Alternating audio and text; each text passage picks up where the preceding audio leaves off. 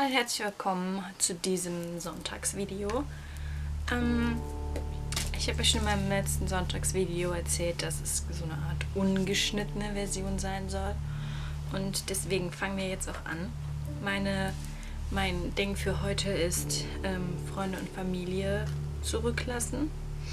Und für mich ist das eine sehr schwere Situation und sehr schwierig, das zu machen, weil ich von das Schuljahr 2015, 2016 Leute kennengelernt habe, die für mich sehr viel bedeuten und ich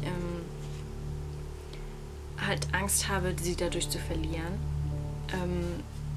Ich habe Angst, dass sich was in meiner Familie verändert, wenn ich nicht da bin. Man ist 9 Monate nicht da oder länger und da kann sich viel verändern. Und ich finde, es ist sehr, sehr schwer, das alles hinter sich zu lassen, besonders wenn du weißt, dass du die ganzen Leute nicht siehst. Klar, man kann skypen, man kann telefonieren, man kann schreiben, aber es ist immer noch eine schwere Entscheidung und eine schwere Situation, Leute gehen zu lassen. Und für mich ist es besonders schwer, weil ich ja schon gesagt habe ich die Leute gerade erst richtig kennengelernt und eigentlich würde ich gerne die mehr kennenlernen. Ich habe sind eine kleine Clique aus 4 Leuten und ich glaube, dass ich die als meine Freunde bezeichnen kann und die dann gehen zu lassen, beziehungsweise dass die mich gehen lassen, ist für mich sehr, sehr schwer. Und es ist nicht so einfach, wie man sich das vorstellt. Klar, du bist weg. Klar, ich bin nur in England. Und man kann einfach mal auch mit dem Auto hier hinkommen. Aber das alles hinter sich zu lassen, du lässt ja im Endeffekt nicht nur deine Freunde und deine Familie hinter dir, sondern auch dein komplettes Leben, was du in deiner Heimatstadt hast oder in deinem Heimatland. Und wenn du das alles hinter dir lässt, dann du fängst theoretisch ja hier was komplett Neues an. Ich habe neue Freunde kennengelernt, neue Leute. Ich habe eine neue Familie, was ich jetzt nicht als Familie bezeichne. Ich habe meine Familie in Deutschland, das wird auch immer meine Familie bleiben. Und meine Freunde in Deutschland werden auch immer meine Freunde bleiben.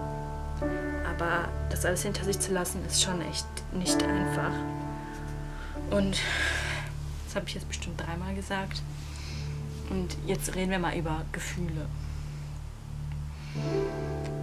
Die Gefühle dabei sind, dass ich oft daran zurückdenke, wie manche Situationen waren, als es mir nicht gut ging, wenn ich weine, was schon mal öfters passiert, weil ich ein sehr emotionaler Mensch bin und ich gerne Leute um mich herum habe. Und das ist in der Woche nicht möglich und am Wochenende versuche ich halt so viel wie möglich Freunde um mich herum zu haben oder die Leute, die ich hier kennengelernt habe, um mich herum zu haben. Aber es ist halt nicht dasselbe, wie deine Freunde da zu haben, die du seit 2 Jahren oder vielleicht auch dein komplettes Leben lang kennst, das hinter sich zu lassen. Es gibt hier auch harte Zeiten, wo du denkst, okay, ich packe jetzt meine Sachen und gehe nach Hause. Und dann sind da Freunde oder Familie, die sagen, du schaffst das und du kriegst das hin. Und ich bin stolz auf dich, dass du das schaffst. Ich muss doch einen kleinen Cut setzen, tut mir leid. Wir waren gerade bei den Nachrichten und ich habe jetzt eine Nachricht rausgesucht von einem sehr guten Freund oder einem relativ guten Freund, wo er mich gefragt hat, wie es so läuft. Und ich lag mich mit der Kleinen rumschlagen. Manchmal bin ich kurz davor zu gehen. Ach Quatsch, du ziehst das durch, bleib einfach dran und irgendwann wird die dich anhimmeln. Habe ich gesagt, wenn das mal so einfach wäre. Wenn du sowas hörst, dass jemand an dich glaubt, dass du das hinkriegst, wenn du glaubst, dass die Situation aussichtslos ist, dann hat das wohl Gründe. Und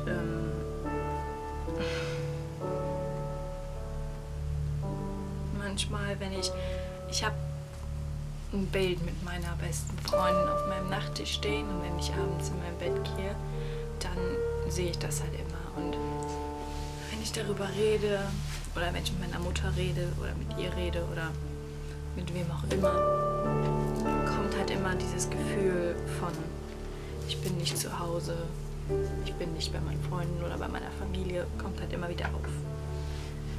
Und ja.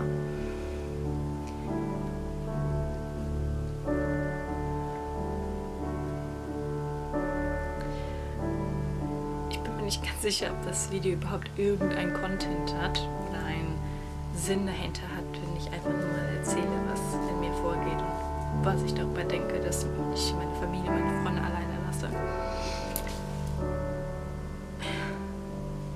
Es ist hart. Besonders hart ist es, wenn du weißt, dass mein bester Freund Ende diesen Monats Geburtstag hat und ich kann nicht dabei sein. Es ist für mich das ist für mich einfach scheiße, wenn du weißt, da ist jemand, der mich gerne hat, den ich gerne habe und der Geburtstag hat. Genauso wie meine Cousine.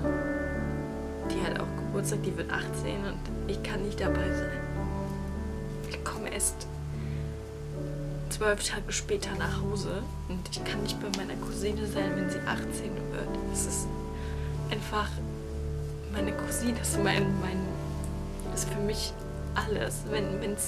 Ich würde sie am liebsten immer gerne beschützen und sie wird immer meine kleine Cousine sein. Und jetzt wird meine kleine Cousine sozusagen erwachsen und ich kann nicht dabei sein.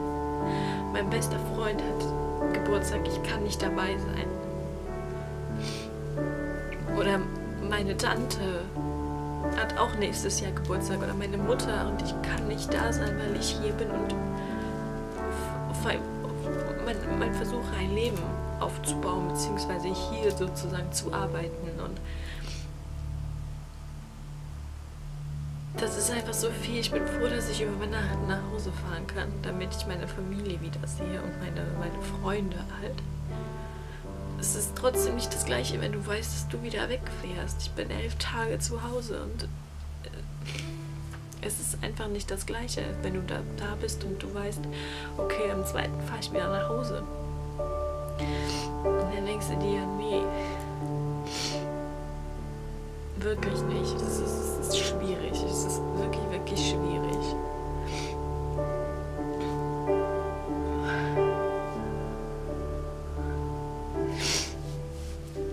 Es ist einfach, hier ist auch nichts zu Hause. Ich habe jetzt eine Decke von meiner Mutter zugeschickt bekommen, das Bild von meiner besten Freundin, aber sonst ist nichts zu Hause. Nichts, außer halt meine Klamotten und alles. Ich kann hier nicht so viel dekorieren, wie ich gerne gehabt haben wollen würde. Und das ist halt mein Problem, dass das nicht mein Zimmer ist, sondern sozusagen ein Urlaubszimmer. Ich bin jetzt seit 5 Wochen hier. Heute sind es 5 Wochen und es fühlt sich nicht gut an. Ich würde am liebsten zurückfahren, meine Mutter in den Arm nehmen und irgendwas anderes machen.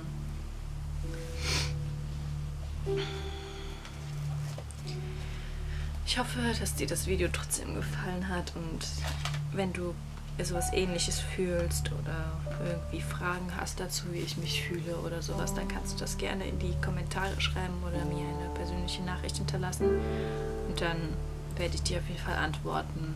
Und lass mir auf jeden Fall einen Daumen nach oben da, wenn du das Format magst und dann hoffe ich, sehen wir uns in einem meiner nächsten Videos wieder.